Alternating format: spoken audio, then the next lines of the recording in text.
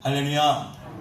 오늘도 우리에게 큰 은혜를 베풀어 주실 그 하나님을 이 시간 의지하며 나아가기를 원합니다.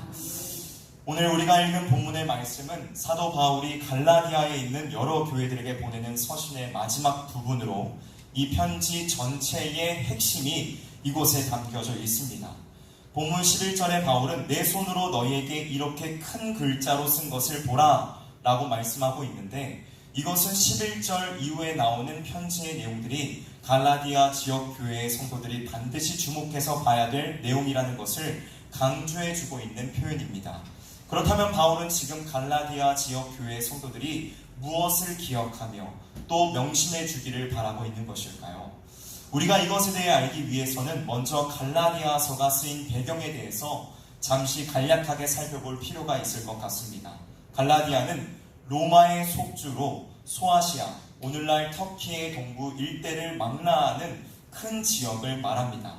바울은 바나바와 함께한 1차 전도 여행에서 갈라디아의 여러 도시들을 방문하여 회당에서 유대인과 이방인들에게 복음을 전하였고 교회를 세워나가는 일들을 행하였습니다. 바울이 이들에게 전했던 복음은 매우 단순하고 명료하며 순전하고 순수한 것이었습니다. 율법이 아닌 믿음으로 의의를 얻게 되며 오직 십자가만이 구원으로 가는 유일한 길임을 그들에게 분명히 전하였습니다. 바울과 바나바가 이곳에 머물러 있을 때까지만 해도 갈라디아 성도들은 이 믿음 안에서 굳건하게 세워져 잘 자라나고 있었습니다.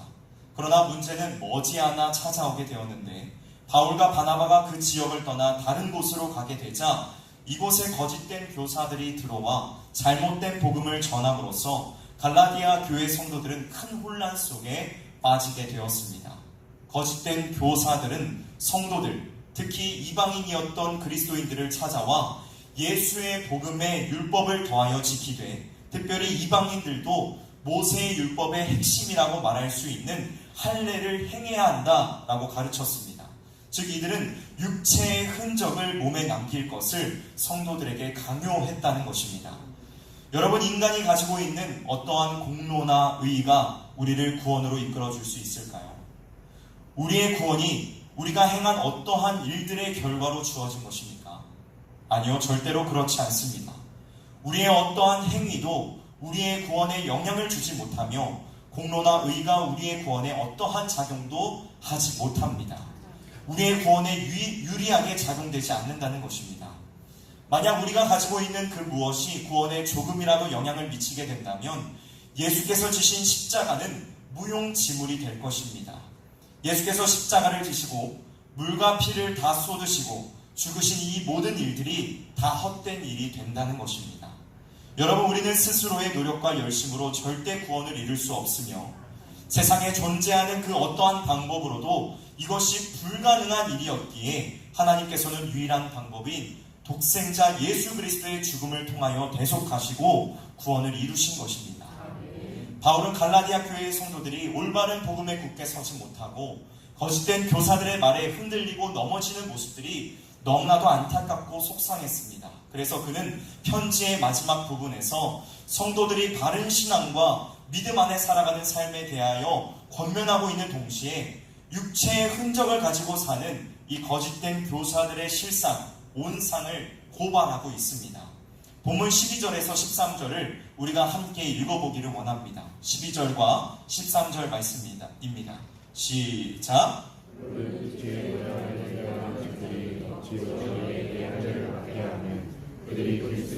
십자가로 말미암아 박해를 면하려 함뿐이라. 할례를 받은 그들이라도 스스로 율법은 지키지 아니하고 너희에게 할례를 받게 하려 하는 것은 그들이 너희의 육체로 자랑하려 함이라. 아멘. 여기서 바울이 고발하고 있는 육체의 흔적을 가진 자들의 모습은 크게 네 가지로 나타납니다. 이것을 한 가지씩 살펴보자면, 먼저 첫 번째로 그들은 육체의 모양을 내려고 한다는 것입니다. 이 구절을 새번역 성경에서는 육체의 겉모양을 꾸미기를 좋아한다 라고 번역을 하고 있습니다. 이들은 영적으로 속사람을 강건하게 하는 일보다는 겉으로 드러나는 일들을 더욱 중요하게 여겼습니다. 하나님의 일을 한다고 입으로는 말하면서도 하나님께서 진정으로 바라시고 원하시는 일들을 하기보다는 육적인 것, 외적인 모양을 가꾸고 사람들에게 좋게 보이는 일들을 계속해서 하기를 원했다는 것입니다. 즉 외식을 일삼았다는 것이죠. 예수께서는 이러한 외식하는 이들을 향하여서 마태복음 23장 27절에서 28절에 이렇게 무섭게 경고하고 계십니다. 회칠한 무덤 같으니 겉으로는 아름답게 보이나 그 안에는 죽은 사람의 뼈와 모든 더러운 것이 가득하도다. 이와 같이 너희도 겉으로는 사람에게 옳게 보이되 안으로는 외식과 불법이 가득하도다.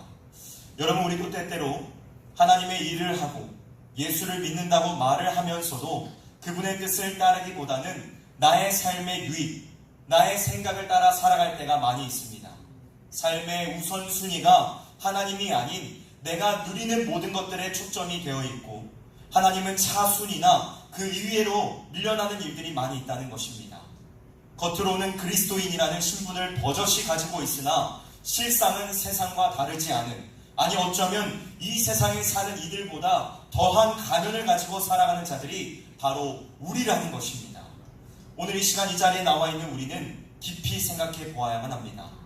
우리가 육체의 흔적을 가진 이 외식하는 자들처럼 겉으로만 그리스도인으로서 살아가고 있는 것은 아닌지, 하나님을 위한다고 말을 하면서도 실상은 나 자신을 위하여 살아가고 있는 것은 아닌지를 살피고, 만약 우리가 지금까지 이러한 삶을 살아왔다면 오늘 주님께 진실과 정직한 마음으로 회개하며 전심으로 돌이키는 귀한 시간이 될 수 있기를 주님의 이름으로 간절히 소원합니다.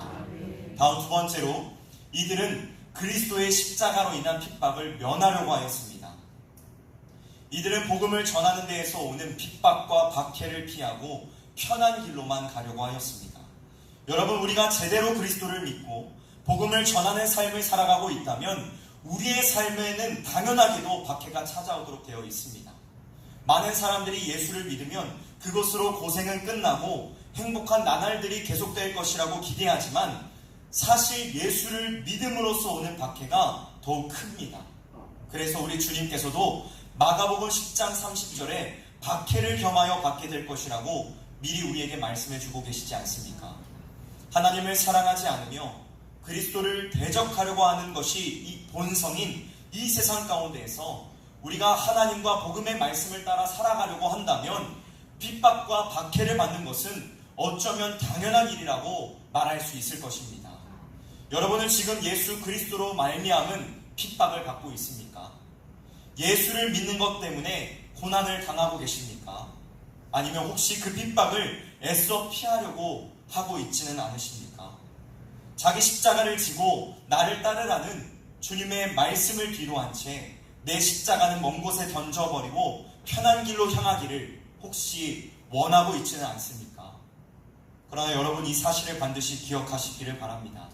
구원은 넓은 길이 아닌 좁은 길에 있으며 고난이 없으면 영광은 절대로 주어지지 않는다는 사실입니다. 우리가 세상으로부터 핍박 속에 살아간다고 해서 행복이 전혀 없는 것이 아닙니다. 우리가 비록 세상 속에서 많은 핍박과 어려움 속에 살아가나 하나님으로부터 주어지는 강력한 위로와 우리에게 상속될 하나님의 나라로부터 오는 소망으로 인하여 우리는 충분한 행복을 누릴 수 있습니다. 사랑하는 성도 여러분, 주님 때문에 받는 핍박을 두려워하거나 주저하지 마시고 기꺼이 감당하며 믿음으로 삶을 살아내는 저와 여러분들이 되시기를 주님의 이름으로 간절히 소원합니다. 세상을 기쁘게 하는 것이 아닌 하나님을 기쁘시게 하며 우리의 모든 삶을 통하여 하나님께 영광 올려드리는 우리 모두가 될 수 있기를 주님의 이름으로 간절히 소원합니다. 세 번째입니다. 이 육체의 흔적을 가진 자들은 스스로 율법을 지키지 않았습니다. 이들은 율법을 강조하고 가르치는 자들이었지만 정작 자신들도 그것을 지키려고 하지 않았습니다. 가르치는 내용과 삶이 그들은 확연히 달랐으며 율법의 진정한 목적인 사랑 또한 외면하였습니다. 이들은 사람으로 하여금 율법의 무게 아래 짓눌리게 하였으며 그리스도 안에서 참된 자유를 누리는 것을 방해하였습니다. 여러분, 율법이라고 해서 무조건 나쁜 것이 아닙니다. 율법은 우리로 하여금 죄인이라는 사실을 깨닫게 하며 그리스도께로 이끄는 초등 교사의 역할을 합니다.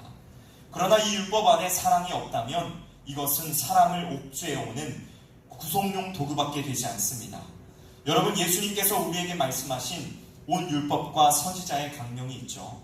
그것이 무엇일까요? 바로 하나님을 사랑하고 이웃을 사랑하라 하는 것입니다. 단순히 하나님을 사랑하고 이웃을 사랑하라 말씀하시지 않으셨어요. 마음을 다하여, 목숨을 다하여, 뜻을 다하여, 힘을 다하여 주 너의 하나님을 사랑하며 내 이웃을 내 자신과 같이 사랑하라 라고 주님은 말씀하셨습니다.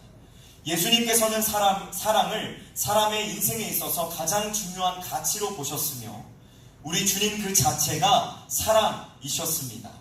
우리는 예수 그리스도를 따르는 자들, 그리스도인으로서 사랑을 가지고 살아가야 하는 것이 마땅한, 온당한 존재들입니다.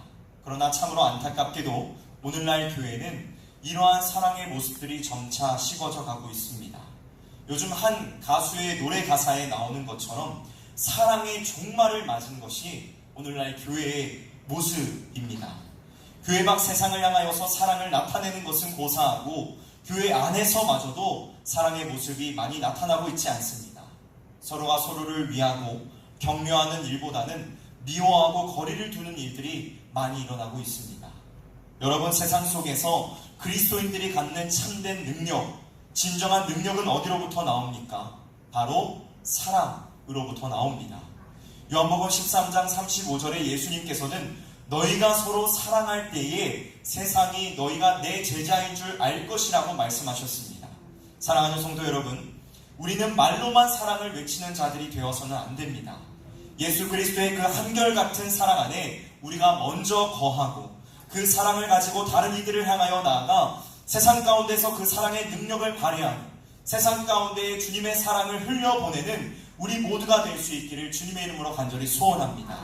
율법을 전하고 가르치는 자들이었지만 오히려 율법의 말씀대로 살지 않았던 저들의 잘못을 기억하며 우리도 하나님 앞에서 순전하게 우리가 듣고 배우고 전하는 그 말씀대로 살아가는 우리 모두가 될 수 있기를 주님의 이름으로 간절히 소망합니다.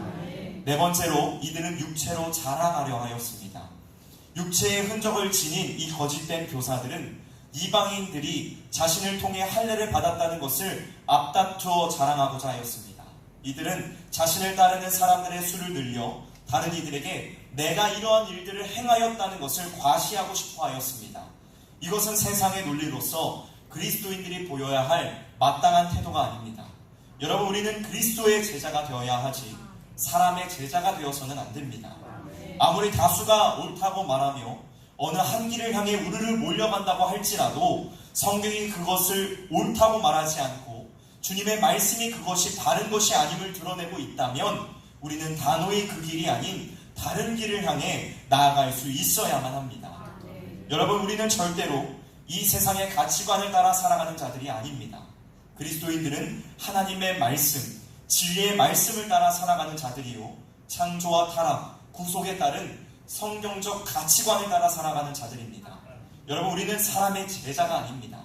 우리는 그리스도의 제자요, 하나님의 사람들입니다. 우리는 우리의 신분을 절대로 망각해서는 안 됩니다. 세상 속에서 우리는 빛과 소금의 역할을 잘 감당해야지 그들과 섞여 융합하는 자들이 되어서는 안 된다는 것입니다. 세상의 논리가 아닌 하나님의 말씀이 우리의 삶의 기준이 되며 틀이 되기를 소원합니다. 거짓된 것이 아닌 참된 진리를 바라보며 믿음의 정도를 쫓아가는 저와 여러분들이 되시기를 주님의 이름으로 간절히 소원합니다. 지금까지 우리는 거짓된 교사들이 가진 육체의 흔적을 따르는 자들의 삶에 대해 특징에 대해서 살펴보았습니다. 그렇다면 이와 반대된 바울은 자신에 대해 무엇이라고 말하며 갈라디아 지역 교회의 성도들에게 그리스도인으로서 어떠한 삶을 살아갈 것을 가르치고 있을까요? 먼저 바울은 자신에 대하여 육체의 예수의 흔적을 가진 자라고 말합니다. 여기서 말하고 있는 이 흔적이라는 것은 특정한 주인의 소유로서 노예를 표시하기 위해 사용된 낙인을 뜻합니다. 추노라는 드라마를 보셨죠? 그때 노예에게 그 인을 새기는 장면을 보셨을 것입니다. 이것이 바로 흔적이라는 것이죠. 즉 바울은 그분을 향한 사랑을 가지고 절대적인 복종과 순종하는 종임을 스스로가 증거하고 있다는 것입니다. 여러분, 예수의 흔적을 가진 이들은 자신의 뜻과 계획을 앞세워 살아가지 않습니다. 왜냐하면 그들은 종에게는 자기 주장이 없다는 사실을 알고 있기 때문입니다. 종에게는 오직 주인에 대한 순종과 복종만이 있을 뿐입니다. 물론 어떤 분들은 이러한 삶을 살아가면 자유가 없는 답답한 삶이 아니냐고 생각할 수 있습니다. 하지만 우리는 오직 하나님의 뜻 안에 살아갈 때야만이 참된 자유를 누릴 수 있는 존재들입니다. 물고기가 물을 떠나 자유함을 누리고자 하여도 물을 떠나며 살아갈 수 없음 같이 우리도 하나님을 떠나서는 결코 살아갈 수 없음을 기억하실 수 있기를 바랍니다. 다음으로 예수의 흔적을 가지고 살아가는 이는 오직 십자가만을 자랑합니다. 여기서 십자가를 자랑한다는 것은 우리가 가지고 있는 그 여러 가지 것들 중에 하나로서 십자가를 자랑한다는 것을 의미하는 것이 아닙니다. 이것은 우리의 삶 속에서 오직 십자가, 그것만을 자랑하겠다, 자랑하는 삶을 살아가겠다는 것을 말하는 것입니다. 여러분, 우리의 삶에서 자랑할 만한 것이 무엇이 있습니까? 돈이나 명예, 권력과 인기를 자랑할 수 있을까요? 소유하고 있는 건물의 수, 연봉, 자녀의 직장 자랑할 수 있을까요? 네, 물론 그것들을 자랑할 수 있을 것입니다. 그러나 이러한 것들은 모두 일시적인 것이며 언젠가는 사라져버릴 한정된 것입니다. 여러분, 세상에 있는 것들은 우리에게 영원한 기쁨을 주지 못하며 참된 소망을 가져다 주지 못합니다. 오직 예수 그리스도의 십자가만이 우리의 확실한 기쁨이 되며 능력이 된다는 사실을 기억하실 수 있기를 주님의 이름으로 소망합니다. 여러분, 예수 그리스도의 십자가를 자랑하는 삶을 살아가십시오. 십자가만을 바라보며 살아가는 저와 여러분들이 되시기를 주님의 이름으로 간절히 소망합니다. 마지막으로 예수의 흔적을 가지고 살아가는 이는 새로 지음받은 이로서 살아가게 됩니다. 바울은 오늘 본문 말씀 15절에서 우리가 새로 지으심을 받는 것이 중요하다라고 증언하고 있습니다. 고린도후서 5장 17절에서 18절에 보면 우리는 그리스도 안에서 새로 지음받은 이들로서 하나님과 우리, 세상과 우리를 화목하게 하는 직분을 받았다라고 기록을 하고 있습니다. 여러분, 우리는 우리의 모든 일상 속에서 화목하게 하는 사명을 가진 자, 새롭게 지음을 받은 자들입니다. 이것은 예수 그리스도의 흔적을 가진 자들로서 삶의 모든 구석구석들 속에서 하나님의 나라를 이루어가는 이들이라는 것을 의미하는 것입니다. 오늘 우리는 하나님의 은혜 안에서 동일하게 하루라는 시간을 얻었습니다. 이 하루의 삶 속에서 무엇을 행하며 살아가실 것입니까? 우리는 새롭게 지음받은 화목의 사자로서 모든 삶에서 하나님의 나라를 이루며 살아가야 될 줄로 믿습니다. 말씀을 마무리하도록 하겠습니다. 여러분은 육체의 흔적을 가지고 살아가는 자들입니까? 아니면 예수의 흔적을 가지고 살아가는 자들입니까?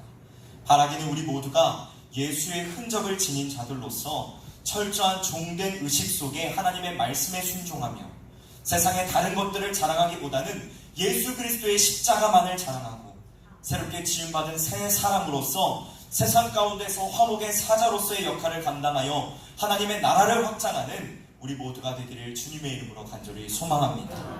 함께 기도하도록 하겠습니다.